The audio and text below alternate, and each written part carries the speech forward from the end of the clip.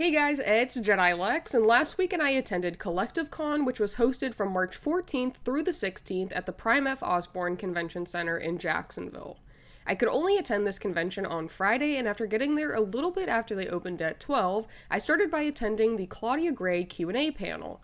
I will show you some of my favorite clips from the panel here in a second, but if you're interested in more highlights, I made a separate video for this panel, which I will add the link down in the description and a clickable link in the top right hand corner. Well, it depends a lot. Is it an open canon or a closed canon?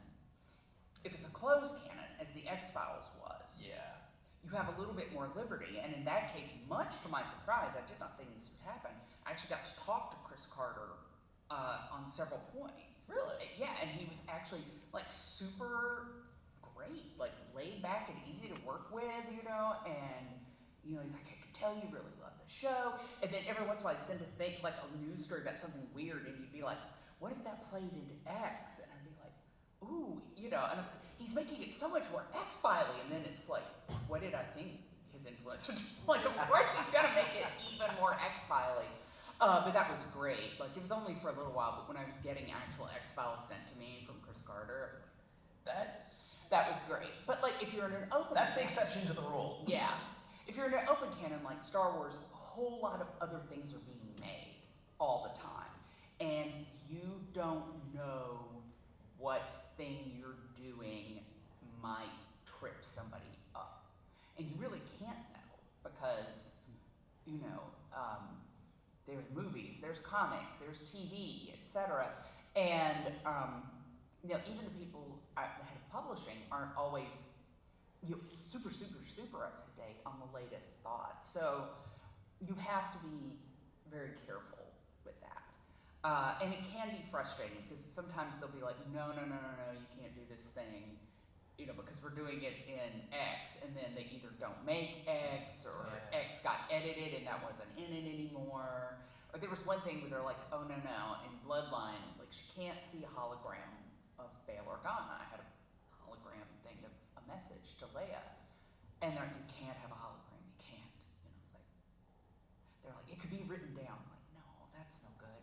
And so I just had it be an audio clip, and that was fine. It worked fine, But then later I realized it was because you had Galen Erso speaking to Jyn Erso via holo in Rogue One. I'm like, everybody communicates via holo in this universe. That's like saying, oh, we saw somebody on the phone, nobody else can be on the phone, So, every once in a while it's unreasonable. But I will say that the best parts are, it is a great sandbox and it has some really excellent toys in it.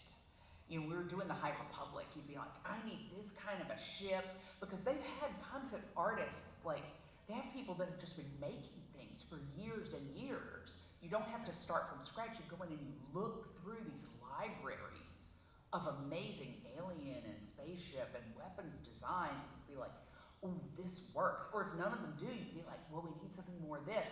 And one of the world's best concept artists is going to be on that because, it's a really, really rich thing to play with. And, with the High Republic, one of the great things has been knowing the other authors, learning what Slack is, because we're all in there together.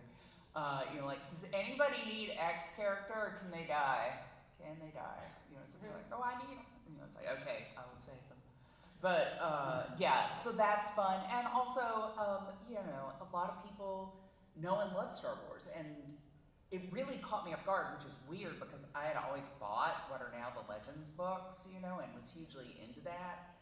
But I still didn't understand how many people read Star Wars books until I'd written one, and it was like, oh, okay. They first sent an email, which was kind of vague, like, hey, would you want to talk about this? And I'm like, I thought they're just going to tell me exactly what to write, and what the heck, I'll do this once. It's Star Wars, okay. But it said they were just like, we want two childhood friends who wind up on opposite sides of the war in that original trilogy, and we want this like kind of troubled, angry guy who's in the Empire, and this idealistic girl who's in the rebellion. I thought about it for a day, and then I came back, I was like, what if the idealistic girl is in the Empire and the angry guy's in the rebellion? They're like, all right, outline that. And I was like, oh, okay, It's much more creative freedom overall than I ever anticipated it would be. It's kind of the little things that you run into. You know, like I dropped a boffin into something, they're like, no boffins. And I still don't know what that's about. Nobody knows what it's about. They're like, do not touch the boffins. Yeah, I mean, you run them by things because, again, you don't know what might be tripping somebody up. Yes. You don't think a boffin or a hologram is going to be an issue. Every once in a while, too, you can push back. You know, in Bloodline, originally they were like, this is only Leia's book. There's no Luke, there's no Han, there's no Chewie, etc. And the reason they wanted to do that was, like, again, I love a lot of the old Legends books, but a lot of times Luke and Han were doing the cool stuff, and Leia was back in the Senate arguing with people, and it's just kind of like, all right. Not always, but a little too often. And they wanted her to have her own thing. But, you know, it is, you know, there was an event in there where I was like, listen, if this happens, and you're saying that Han and Leia are still married at this point, or at least still together, they may still be married, but in The Force Awakens, I'm not sure, but if they're still together, and they are, right? And they're like, yes, they're together at this point. I was like, okay, there's no way Han doesn't come to her. There's no way. I promise you he will not take over the book. And they let me get him in there, and I didn't do that, and it stays Leia's book, and they were happy. But, you know, you kind of have to figure out, if you can, what the source of the objection is. And sometimes there's another way around it than what they're thinking. At least anything that's open canon, you know, like at the deli, like sometimes they're slicing that meat so thin, you're like, it's transparent, I can see through that. You know, it's like they're trying to slice it really thin, and it's kind of your job to be like, no, more, to push it out so you can get as much in there. You know, I don't want anybody to read one of the books and just be like, well, that was just more of the same. Like, I want to feel like every book is showing something for a character, or something about the Force, or some bit of backstory that feels, you know, special and important, or it makes you know, like, oh, this is why. For the most part, I would say the suggestions we get are very good. In particular, Pablo Hidalgo kind of, you know, is one of the higher ups in the story group. He has a wonderful sense of story and character. Like, he isn't nitpicking, like, he's really looking at the story. And he'll do things like, you'll be like, you know, somebody else would be like, oh, this ship doesn't do this thing that you have it doing. He'll be like, this ship doesn't do this thing you have it doing. What it would do in this circumstance is this. But I see what you're going for in this scene. Have you considered using this kind of ship, which would do that? You know, like, he understands, like, what do you need? Where are you going with it? He's there to, it's not an affront to him. Oh, no, he genuinely wants you to help you get across the finish line. That, yeah, and again, he loves story. He gets story. You know, he also draws really good droids. You know, really. In the High Republic planning sessions, we're like, what if we have a little droid, like, whatever, and he would just hold up a legal pen and it'd be this amazing design. We're like, Immediately following, I attended the D. Bradley Baker Q&A panel. I will go ahead and show you some of my favorite clips from this panel here in a second, but if you're interested in more highlights, I made a separate video for this panel, which I will add the link down in the description and a clickable link in the top right-hand corner. And so I had to make a choice, and the choice was easy because animation's a lot more fun, it's a lot more variety, and it just suited me better. I didn't want to sit in a trailer all day. Didn't really want to be famous, didn't really... the on-camera thing was kind of a different mountain to climb.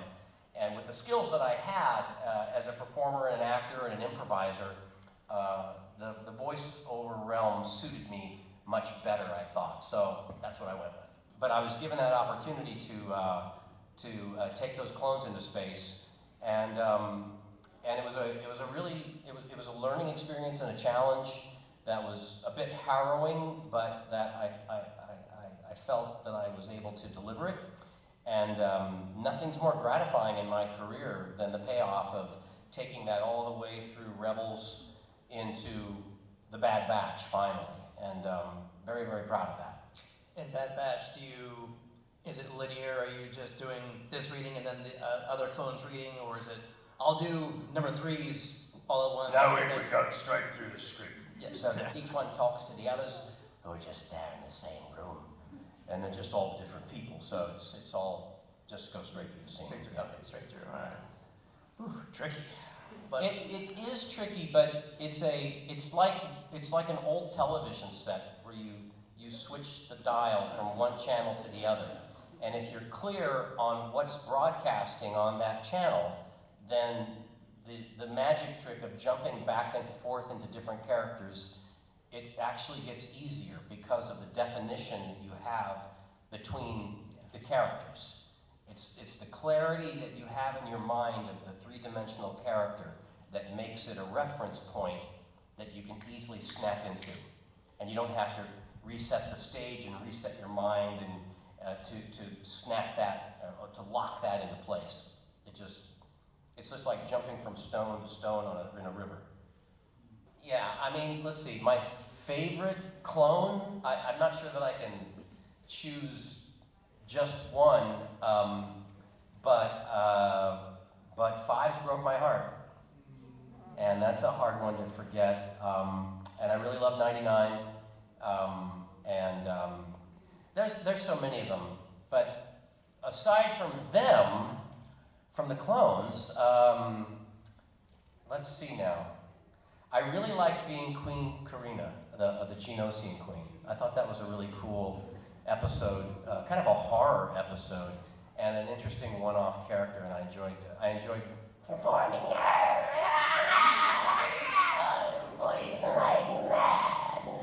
Like, that's just fun to do that.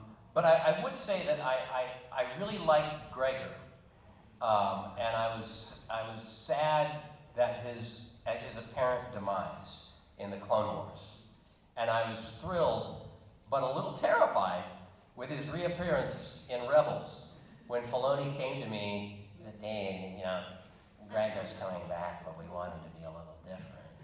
And I'm like, well, how different?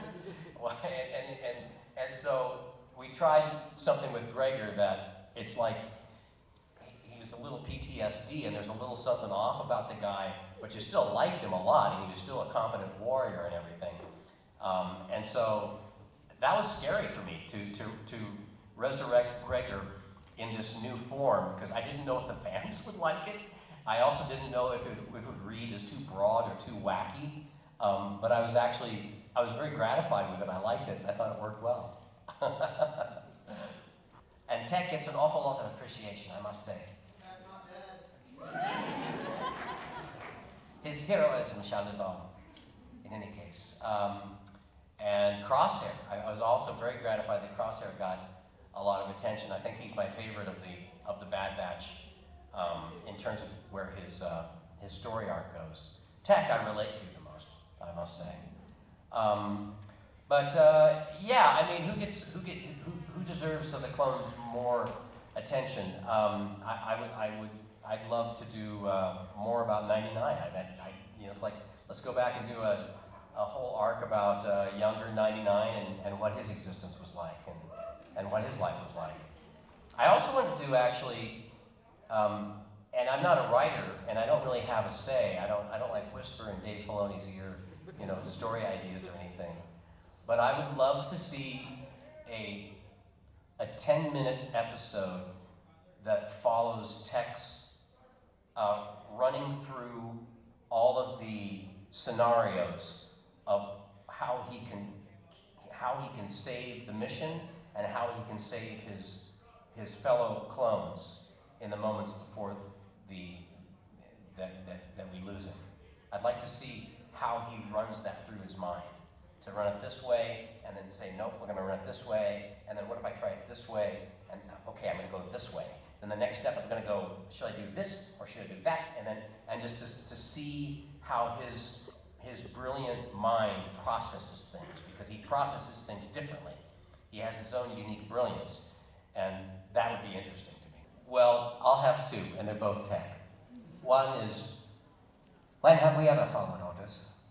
And the other is, when I thought it was obvious. I thought that was very funny. Do you have a favorite? Pretty much anything Crosshair says. Oh. Yeah. Good soldiers follow orders. Yeah. Yeah, that's probably my favorite one. How? What's he actually has a few moments where it's like, oh, he's got a sense of humor. What's the one where it's how touching. I like that. Great question. He's such a cool character, really. I really had fun doing that voice, and it's such an enjoyable story arc. Doing the Umbara arc in the Clone Wars, that was really hard for me. That's actually the only thing I can think of that I've ever done where it just left me really sad and stricken, and that was difficult. That's hard to choose, but I really like the Fives arc, just because it's really affecting and tragic, and I think it's beautifully done, and so it's going to be that. I really like Captain Rex saying, "It's Captain, sir." You know, that him standing up for himself like that. I think that's pretty wonderful.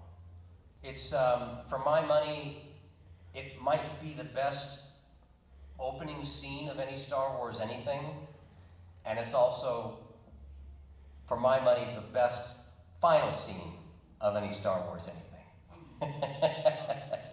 Now, I'm prejudiced, but what a brilliant opening moment that they chose for that. I just love it, where it just all, it's a great Star Wars moment, but it's also a great Clone Wars moment. And the finish is just very sweet and near and dear to me. I then hit the floor to check out the vendors' booths and to see what kind of Star Wars collectibles I could find. Ashley from Fangirling Over Jesus and Faith from Ethereal Valor had an amazing booth with a ton of Star Wars stickers, tumblers, prints, paintings, plushy pillows, bags, and apparel. I saw the Brittany Ann art booth, who had a lot of Clone Wars art on display, and then hit the Hans Pins booth to check out her enamel pins, wristlets and lanyards, buttons, stickers, and she even had some of her holocron bags at the booth that were pretty cool to see in person. Pop Fandom Toys had some heavy hitter Star Wars Funko Pops, including Clone Commander Cody, the 2019 NYCC exclusive Mandalorian, Jango Fett, Ahsoka, and the hooded Obi-Wan Kenobi. Pop & Sons also had a really great Star Wars Funko Pop section. Retro Rat had a ton of out-of-box, individually packaged figures, including that Clone Commander Cody. I got to see these really cool 3D printed art pieces of the Bad Batchers, including Wrecker, Crosshair, Echo, Tech, and they even had some other Star Wars characters as well. Jurassic Vic brought his pizza delivery shuttle inspired by the Toy Story Planet pizza truck that we all know and love. I'm not sure who brought this decked out Mini Coupe, but the paint job and details on it were sick, and it even included the Chimera logos with a Grand Admiral Thrawn mannequin standing right behind it. I got to see this cool R2-D2 that was hanging out by the entrance of the convention floor before heading over the 501st area, which never seems to disappoint. They had a super intricate setup with several scenes, and the first being an outpost of some kind, and the second was a display of several droids, including life-size B-1 battle droids, a droideka, a few pit droids, and even a buzz droid. Let's find that Jedi. Roger, roger, roger, roger, roger, roger, roger, roger, roger. They had a few other droids on display, including a probe droid and K2SO, the Emperor's throne, and a royal guard, and they even had a trash compactor that was filled with foam pieces that the younglings could play in. Huyang was holding down the center display, which had some of the members' trading cards, stickers, and other goodies, and I even caught some of the members in cosplay as a Jedi, Cad Bane, a Twi'lek, and Captain Rex. The main reason I attended this convention was to get an autograph and photo op with Robert Timothy Smith, who plays Neil in the Skeleton Crew. I was also able to get this show poster by artist Peter Ramundo for free when I got to the convention center. Overall, this was a great convention, and I am looking forward to attending next year. If you guys enjoyed this video, make sure to drop a like, as well as subscribe to my channel if you haven't already, or even click to watch one of my other videos, and may the Force be with you.